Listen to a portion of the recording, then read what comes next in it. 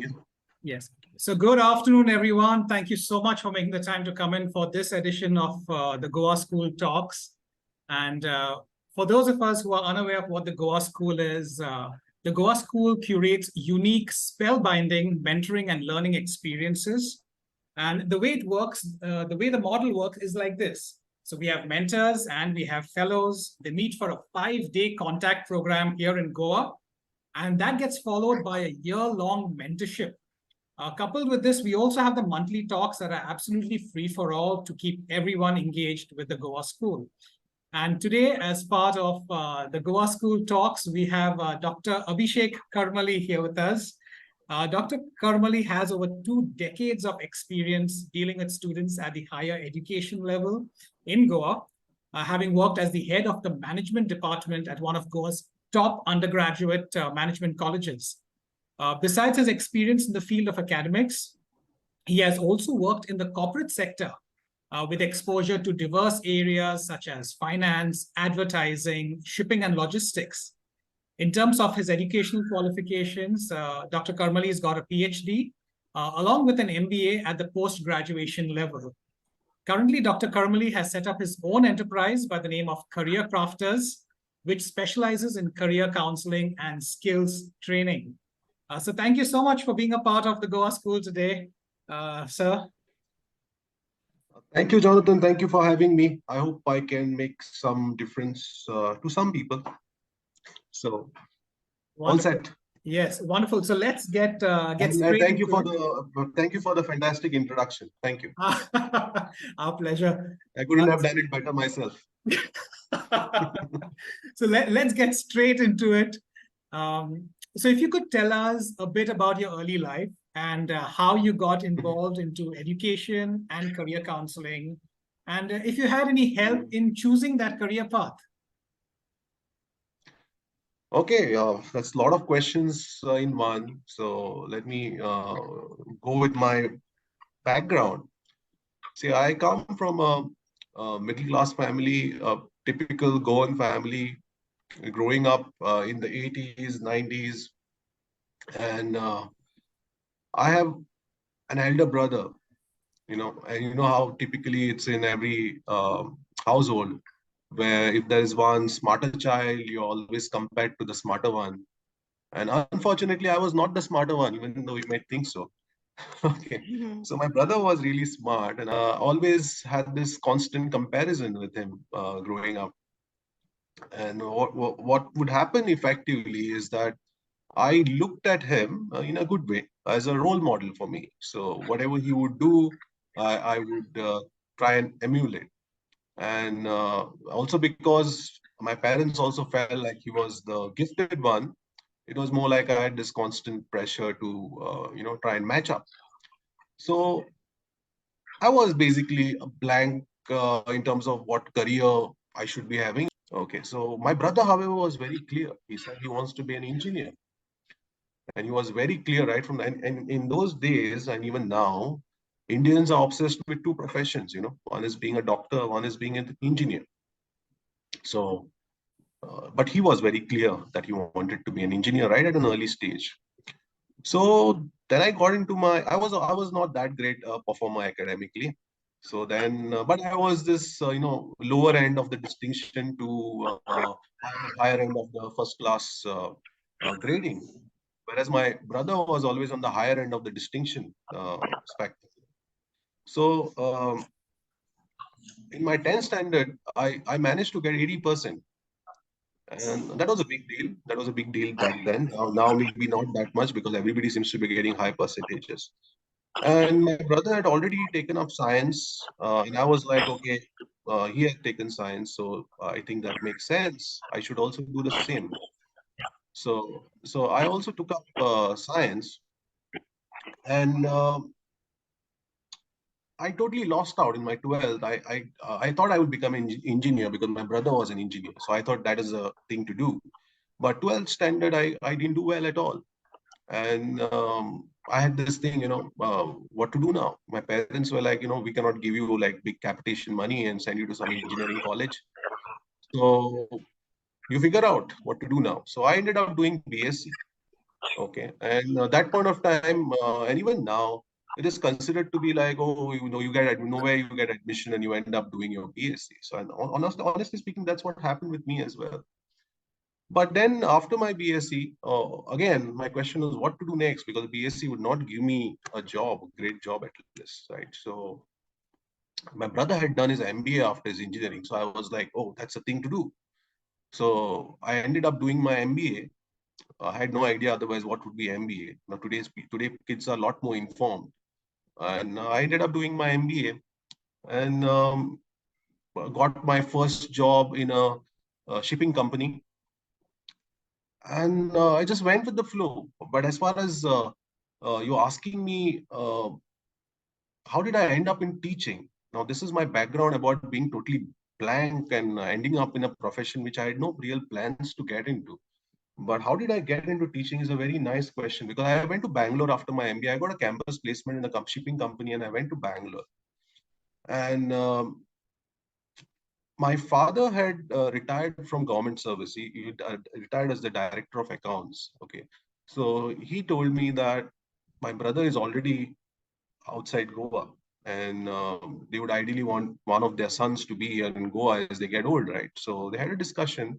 And I was also the one who was like, there are two types of people basically. There are people who are rational thinkers and there are people who are emotional thinkers. I was the emotional guy. So it didn't give any rational reason to come back to Goa, but it was an emotional reason I wanted to come back to Goa. And my father said, "You come back to Goa." I came back to Goa and realized very soon that nothing much I can do in Goa. And I had a friend who was teaching in Saraswat College, Mapsa. And she asked me, because the BBA program was newly launched back then, and they asked me whether I would like to come and take advertising as a subject because I had exposure to advertising. And I said, fine, I'll do it. I had no real plans. I never thought in my life that I would get into teaching. And I just went. And guess what? The students really liked me, for the sessions that I conducted there. In fact, Jonathan, you are one of my students, but you are not the initial, what I would say, the part-time basis when I used to come. You're not that phase, Yeah, but I was saving that information for later. yeah. So what happened is that I started liking what I was doing, and then suddenly a full-time opening came up, and they asked me, whether I would like to join it on a full-time basis. And I was doing some sort of a business at that time, trying to establish a business, not very successful one though.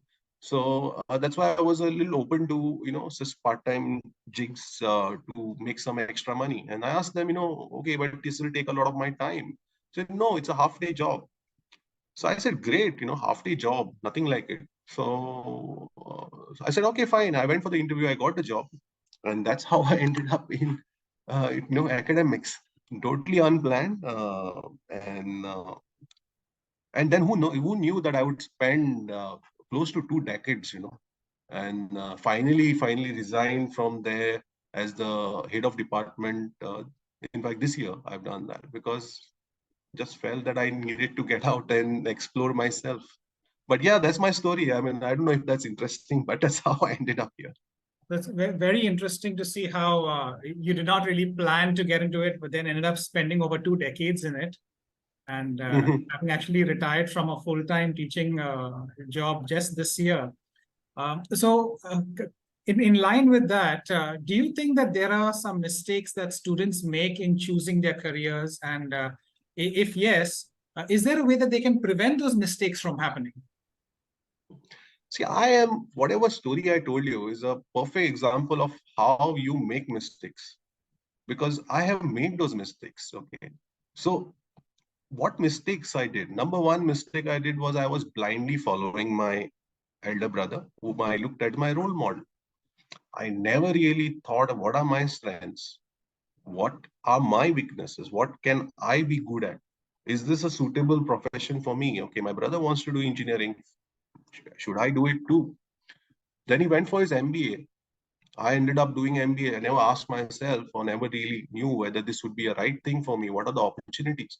So today, after so many years, because see, my education, formal education got over around 2 decades back, close to 2 decades back. So even now, I find students, especially in Goa, this is not that much of a problem if you go to the metros and the big cities. But in smaller places, smaller towns, and even Goa, people are not that informed. They blindly choose a career which they're not suitable for simply because their friends are doing it or because some elder in the family is doing it. And even the ones who have some information also don't do any research on simple things like college. What is the right college for you? How to choose the right college? Whether this college is going to help me make my career or not. Forget the profession. Profession is one thing is totally going blind on how to choose a profession, but then once you know the profession, you don't know how to choose a career. So very simple things. And also, students also go sometimes wrong by blindly listening to what their parents wishes are. A lot of parents, uh, they don't succeed in getting into a particular field. And they will have that dream that the child should do it, and the child also feels like, okay, I need to fulfill my parents dream. That's one part. And then there are parents who are already doctors and they want their kids to be doctors. You need to ask whether this guy is suitable. Can he succeed in this field? Just because I'm a doctor doesn't mean, okay, for politicians it is different, they can manage it, but doctors, things like that, you require separate skills, right? And different mindset, different personality types. So there are a lot of things that, and this is where things go wrong. All right. So, in terms of parenting that goes into helping children or youth make career choices, what can parents do better? Or what help can parents give so that children, their kids, make the right choices, career choices? Just today I had one client of mine whom I had a discussion with. He was telling me his father wants him to be a musician. Okay. And his father wants him to do certain levels of that particular instrument so that he can possibly get a government job. Now he is saying that I have no interest in playing that particular instrument. I have no interest. So I asked him, what do you want to do? He says, I want to become a photographer. This is a prime example of what parents do wrong. First and foremost, you have your ideas. Your kid should do this. Why should he do this, or why should she do this? So parents should first and foremost be supportive of what their kids want to do, unless he wants to probably become a criminal, right? So if he wants to become a criminal, you stop him. But other things, if he this mindset is there, and I'll tell you why that mindset with the parents is because most of them grew up in environments where money was always an issue. Money was always an issue, right? Because we grew up in the 80s and 90s where resources were not easily available. Yes. So today in 23, the resources are available, opportunities are there. So parents are still living in the past where they feel that if this kid doesn't do, say, medicine, he doesn't do this, or he doesn't get a government job, he'll not, basically struggle. Not necessary. If you're good in your profession, if you're good with a particular skill, you can succeed in any field. Just that mindset is required. The parents need to change that mindset and be supportive. That's all I say. Um, One thing with parents is in India especially is they are very willing to spend on their kids. That's one thing. Like you go to the West, parents don't spend. They say, do your thing, do your job. And somewhere I think there needs to be a balance there as well, where kids need to be told the value of what they're getting into. So it is not like I'll fund you, 50 lakhs for your education. And just because you want a nice Europe trip or, want to go to US. And I mean, no, that's not the way. I mean, kids also need to realize the value of what they're getting into so that they know I need to put in effort for the money that is being spent on me. So that realization also parents need to give. So, in terms of parents giving support and say a person, an individual choosing a particular career path, what happens should somebody choose a wrong career path? What are the downfalls or the negatives of choosing a wrong career path? Mhm. See, one thing I've been in undergraduate management education for a long time, and I have had several students who have come after doing 2 years of engineering, 3 years of engineering, and after 2 years, 3 years of engineering, they suddenly realize is not what I wanted. I even had a student who did 2 years of medicine, believe me, who leaves medicine. But that a girl was just not feeling it after 2 years. And she said, this is not my field. And that's when she came for BBA. And here I'm giving you example of one singular college here with several students who come, but then you take across the board. If I choose the wrong field, I'm unhappy. See, there are certain things which are more or less going to be there for your life. One is your family, your wife, your kids, they are there. Okay. And then you have something as a profession, which is also there. You cannot keep on changing that, right? So if I choose the wrong program, course, degree, I am going to end up choosing something which will not keep me happy. And I'm also not likely to succeed in an area or a field which I'm not happy doing, right? So forget that. Happiness is one part, but look at the amount of money that is being spent on this degree. Today, education is not cheap. Today, you want a good degree in a good institution, you're spending close to 10 lakh plus at a higher education level. So all that money going down the drain, amount of time being spent, and the emotional, mental stress the students go through when they don't succeed. I mean, that's another level. I've seen students go through depression just because of that. So a lot of things can go wrong, and you need to be very careful how you go about choosing your career. So there is something called, say, psychometric assessments or psychometric testing when it comes to choosing a career. Would something like that actually reduce the negatives of making these mistakes later on? And how do they Oh help? yes, oh yes, oh yes. Because see, as a career counselor, I do this psychometric test, and I suggest and I recommend to all my clients that you go through this psychometric test. Now, what are psychometric tests? Psychometric tests will assess you based on your personality, assess you based on your interest, values, your learning styles, and they will also assess you for your skills. That is a separate thing. That is not part of your psychometry. But when I do this test, we do all this. But personality, like there are psychology-based theories, like Big Myers theory on personality is there. Then John Holland's theory on interest linked with personalities are there, which are very vital. For example, let me give this example. If I was to ask you, who is more likely to succeed in sales, okay, profession in sales, would it be an introvert or would it be an extrovert? It's a very easy question for you. What would be your answer? You would think that it's somebody who needs to speak a lot. Yes, I'm in sales. Yeah, somebody who So, can so, pitch, gel well with so in people. terms of personality, would Extrovert. an introvert succeed in sales? Is my question. Mm, not quite Less sure, likely, but right? because I think I would lean towards an extrovert and saying that they would. Extrovert is someone. So extrovert is someone who looks outwards, whose energies are outwards. He will go and want to make friends. He wants to go and talk to people. Introverts are more inner energy. They keep to themselves. So you ask an introvert to go out and do sales, he will not succeed. Now, how many people we come across who do their BBA, they do their MBA, but by nature, by default, they are introverts. And then they try and go for jobs which are in marketing, which eventually leads them to sales a lot of times. How are they likely to succeed? They're not.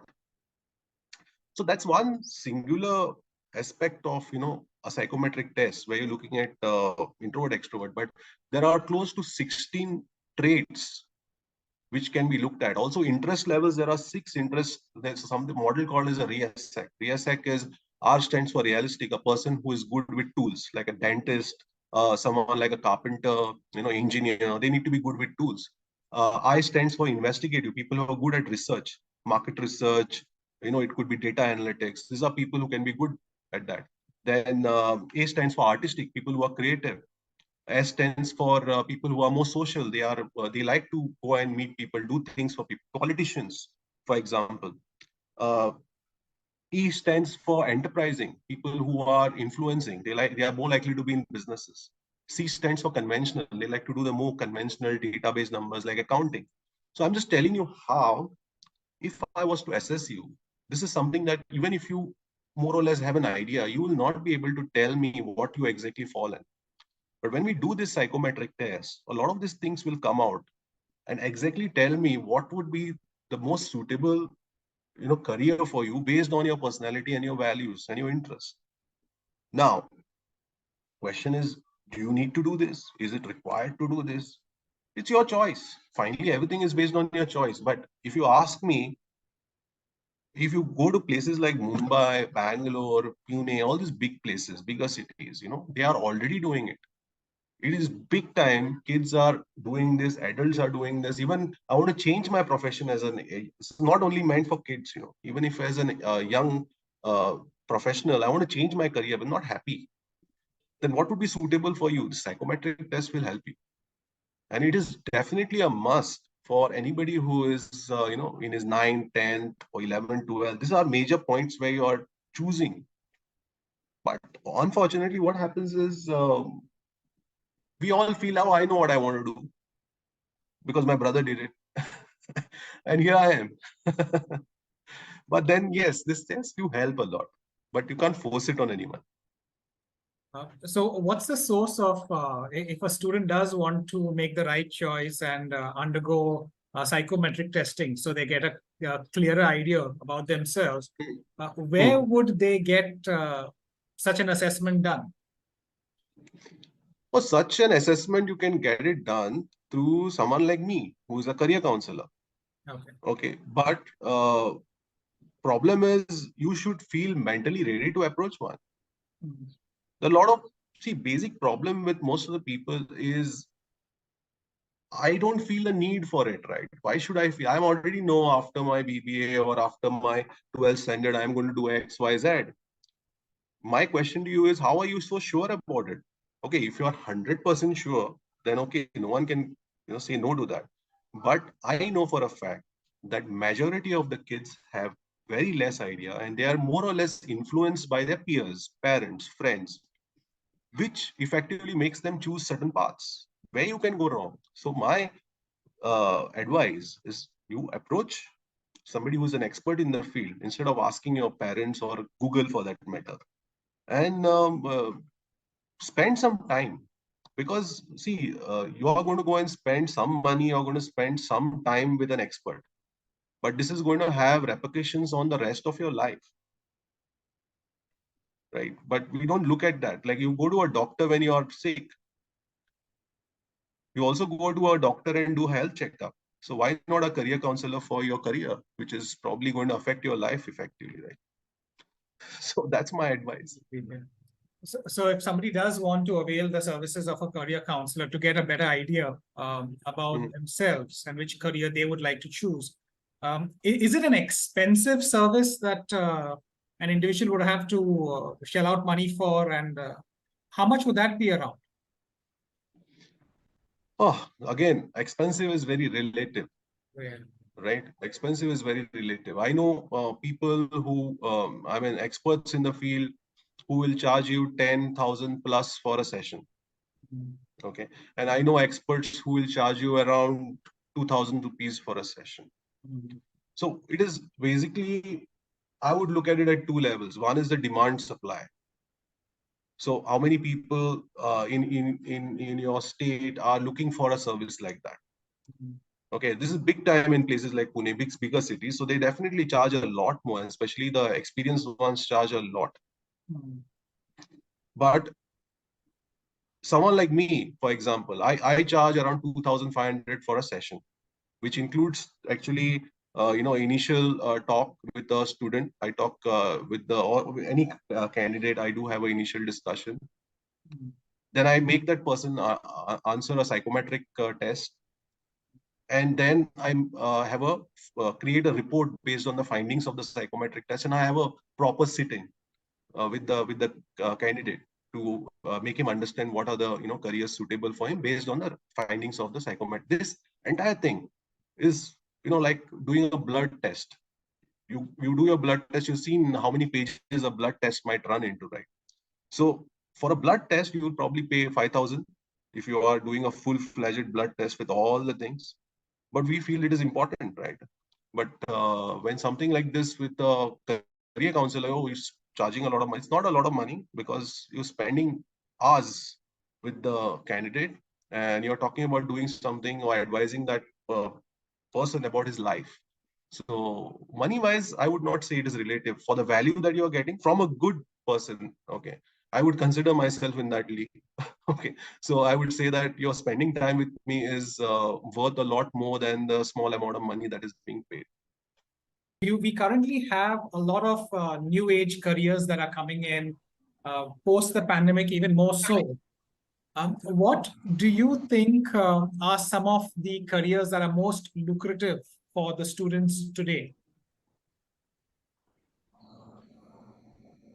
Oh, uh, I think we have some BBA students joining in here, and I often tell my students, because I continue to still be associated with academics, even though I have resigned.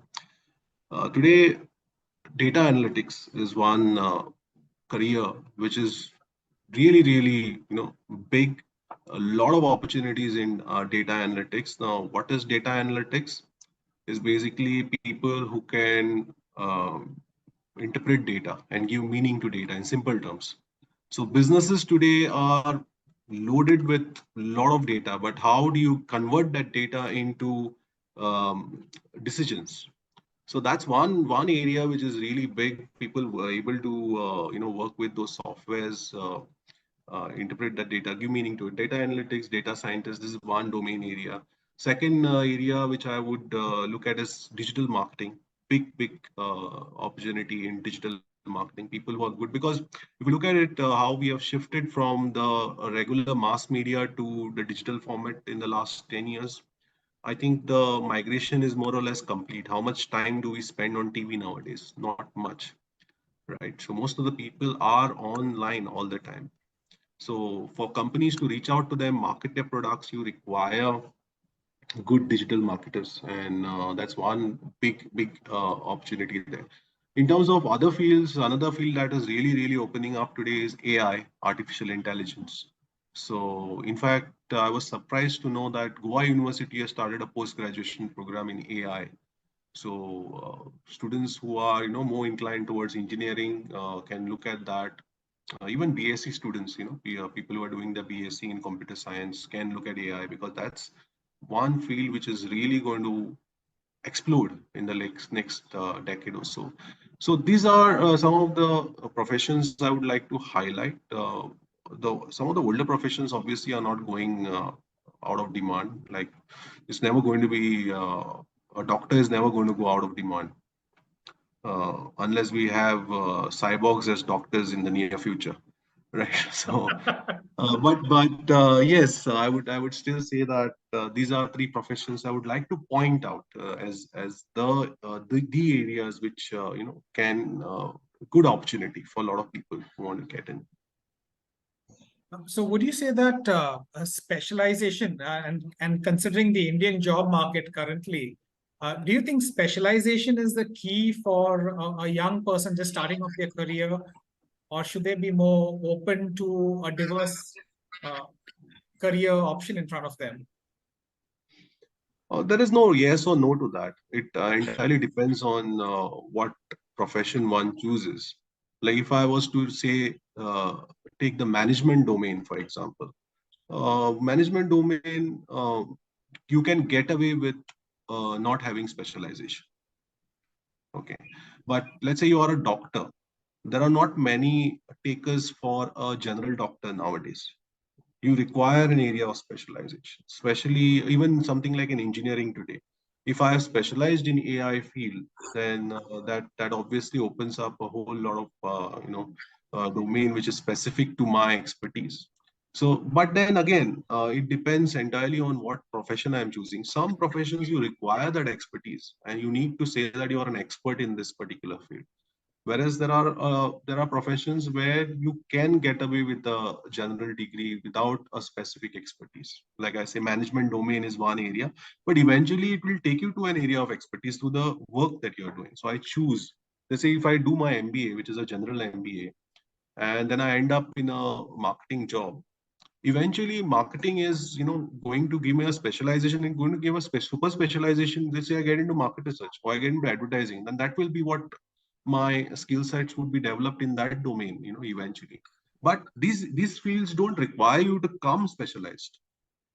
So I often advise some of my clients who come to me and ask me some simple question whether I should choose MBA in hospitality or should I do a general MBA. I always tell them do your general MBA simply because it keeps your options open. Whereas if I do a hospitality after 2 years or 3 years, unless you're very sure that that's the only field I want to be in, you are going to get stuck. And what if there are no job opportunities? Then what happens, right? So I would say yes and no to your answer. Question, sorry. So the other day in Goa, there was this course that was showing up on Instagram for pottery classes. And Mhm. I don't recall exactly who was doing it, but there's a very interesting course that they were charging for to learn how to make pots and use clay and work with mud and so on.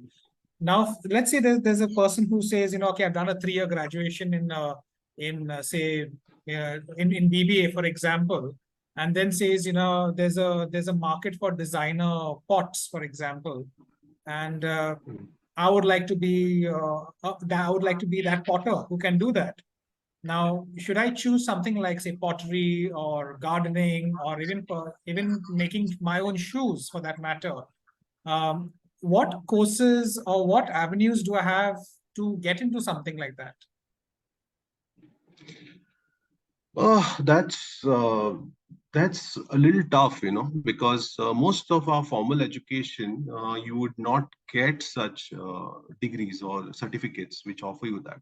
But slowly the mindset is changing. Even in Goa, I see there are some institutions which have cropped up which are specific giving you specific skill training. Earlier, government would have ITIs which would train you in diesel engines and things like plumbing or what to be an electrician, which are considered to be more of a open domain areas where there's a lot of demand. But when you're talking about certain specific areas, one thing some colleges are doing it is they're having this classes in pottery. They're having this. They were like for the BBA, there would be a general introduction to photography, for example, from where you can pick up. But you want to super specialize, you may not have those avenues available to you or around you. That's when the problem would come. But if you are very like I was talking to a friend of mine who is into garments business. Okay, and he told me that there is a huge demand for organic honey, and he was telling me how organic honey can be cultivated in your garden. Okay, it's kind of strange. So I asked him how, if I even interested in something like this, how do I gain information? And he told me simple thing: just use YouTube. YouTube, is the greatest teacher, greater than any of the teachers we ever had, because it can teach you a skill for free. What you need to do is spend time and need to find the right teacher on YouTube. I know people who have learned to play a guitar on YouTube. So I'm just saying, not necessarily keep your mind open. Don't look at necessarily formal. Of course, those you find out if there is somebody, some institution offering you that, then definitely you could look and also look at the credentials of that particular institution. Otherwise, free education is available online through YouTube. Of course, not any YouTube. Check who are the ones who can really deliver, and you can learn. But yes, what you're saying is this avenues can be looked at if you genuinely feel. Then nothing stopping you from doing this. So yes, that's what I would like to say. Earlier this year, we had taken in our first intern, and one of the jobs that we had given our intern to do was we said, write the weekly posts for our company social media pages and get royalty-free images and so on. And we saw that the posts were coming up very, very quickly. I mean, the student was sending us posts faster than what we would put things up, and very well worded, and even the pictures were quite nice. So one day I asked the student, I said, I know you, I know you from college, and I said I didn't think that you would write so well. So he said, actually, sir, I'm using AI to write these posts, and he said even the pictures are AI generated. And that got me thinking that, if writing up posts and creating images can now be given to a computer and AI, what other jobs are there that could be taken away from fresh graduates? Nobody knows, honestly speaking, because today it's all speculation about what level AI is going to go to. Uh, we are all worried, honestly speaking, because even the scientists are saying, don't, go to any unexplored area, and who knows, AI might one day conquer humans and take over the planet. I mean, all things are being said, but the general opinion, I can just discuss what is a general opinion, is that mundane tasks which are more repetitive in nature uh, will be eventually be taken by AI.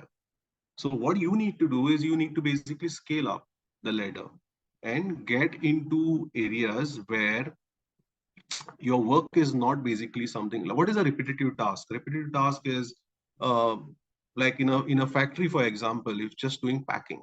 Yes. Okay, so you can have machinery with AI-enabled machinery, which is self-learning, which will eventually take over that role. But if you are a creative person, let's say you are talking about creating something, I feel AI will take some time to get there. Okay. And besides, what are we talking about? You can't have AI replacing every human being, right? Because every product today, every business today works on economics of somebody purchasing it.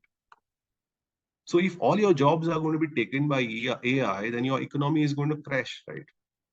Who's going to buy your products? What I'm saying once again is AI will replace certain mundane tasks, repetitive tasks. So don't keep yourself there where you are, doing those things. You need to scale up. You're talking about something like articles. Okay. I am someone who writes pretty regularly nowadays in Navin Times and also various other magazines. I've been writing. Now, this question is very clear. If I go to a chat GPT, and chat GPT can probably write the same articles better than me.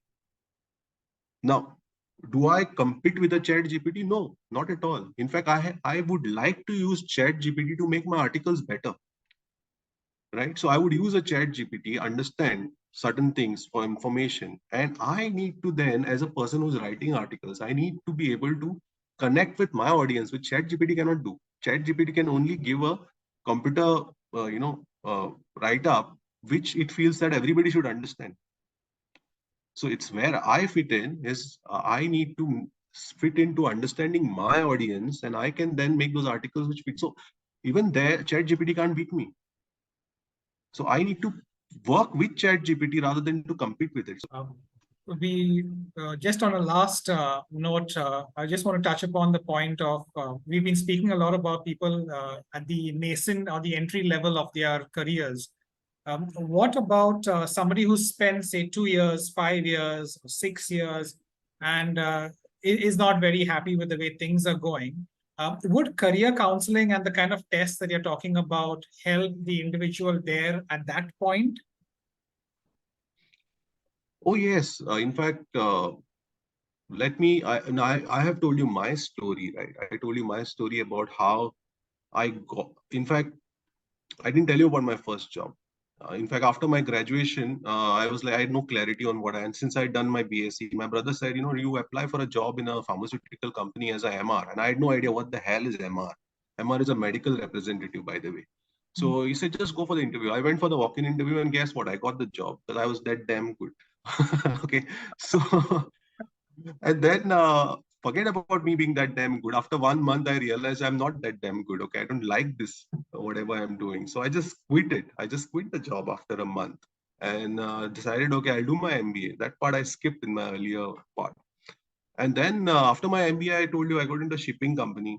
Again, after a year, I was not happy with it. I joined a stockbroking company. The pressure, I mean, it was not me. I didn't enjoy it. So I got into teaching. And one thing common across all the things which I was doing is that one thing I was extremely good at, and you can say probably I'm bragging about it, is that I felt I was good at talking. I was good at talking. So if I was to see, link the dots, teaching requires talking, sales requires talking.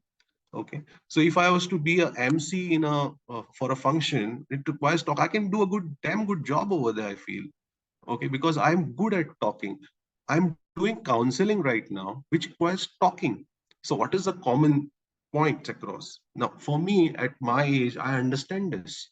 But you ask somebody who is, say, 25, 26, who doesn't have the maturity or rather the experience to really understand what his trends are and what he can be good at, he requires my help, right? Otherwise, you have to be 40 and you need to know it. It's too late by then.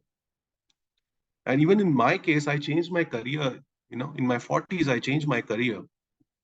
But I was having clarity in what I was good at. But what about somebody who doesn't have that clarity? So yes, this psychometric test will always assist you, especially if you don't have the clarity. So that's what I want to say there. So wonderful. So thank you so much. I think we've covered up all our discussion points over here. Thank you so much, Dr. Karmali. And we now Thank like to you. keep the floor open for any questions that may come in from our participants today. So there are any questions, Yes, please feel free to unmute and you may ask your questions. We have Jonathan, a I may like to add a few things. Thank you for the insightful talk, Dr. Karmali. That was great. Just want to add a few things that students should be updated with the latest trends. So as you said, there are a lot of digital transformations in every field now. So in the field of design, you have UI, UX design. In sports, you have esports, you have cloud kitchens and so many others. There are new fields like behavioral finance, cliodynamics, molecular gastronomy. So a lot more is coming up and it didn't exist, say, about 10 years back. So students need to be updated with all of these, and whatever fits them, of course, they can take that. Then along with AI, of course, there's a lot of talk about it, but careers with a human touch will always be relevant. For instance, the medical field, nursing, psychology related fields, teaching, and many others, like that, they will not be replaced. So that is something which will always be there. And the other thing I wanted to say is that students must also develop employability skills so that, when they get a job, they are good at it and they have all the various skills that are required for it. So these are a few points. And a lot of students come to us for a mid-career change as well. So like midway MBBS or BTech or whatever it is, and they want to change. So fortunately, there's a lot of flexibility nowadays, and they can move on to many other courses and careers after doing half of this course. So just wanted to add a few of these points. Yes, very well said, ma'am. Thank you. Thank you. Thank you. Thank you so much, Kavita, for those wonderful insights. My pleasure. If you have any other questions, please do pop them in. If you're not able to speak, please type them in, and Dr. Karmali will be able to address them. So we'll keep ourselves open for questions for the next couple of minutes. So may I jump in with a question in the meantime? Yeah, sure. Dr. Karmali, this is Madhuri. We met briefly once, I think at Sarah's college. I've been sitting here and wondering, I mean, you've given such a down-to-earth, good sort of roundup of all of the issues surrounding a parent and a child who are trying to look at, in the nascent stages of their career development, what they should choose. But I was just wondering that, say about 5 years later, when you especially also talked about your own misapprehensions, there are many other skills that one has to have, I assume, like managing your boss or trying to figure out whether you have had like the right pay grade. Have you, or are you being treated fairly at work, or things that come up like in a work situation at almost a daily basis. And in terms of taking charge of your own career, I wonder if those are also issues that you can provide some tips or counseling for. Yes, in fact, when we do the psychometric test for adults, when I say adults, I would say anybody who is past his 12th. Okay. So we do the EQ test as well. That's the emotional quotient test. So emotional quotient is very vital for you to handle your relationships. Also, have control over, various issues that you are dealing with, like what you're talking about with the boss or your own temperament. All these things are part of your EQ, and through the test, we are actually able to identify which are your strong zones in your EQ, which requires certain improvements, and that gives you a feedback about why sometimes, where everything is going right, but you still have issues within the organization, whether it's with your boss, with your colleagues, which makes you unhappy with your job.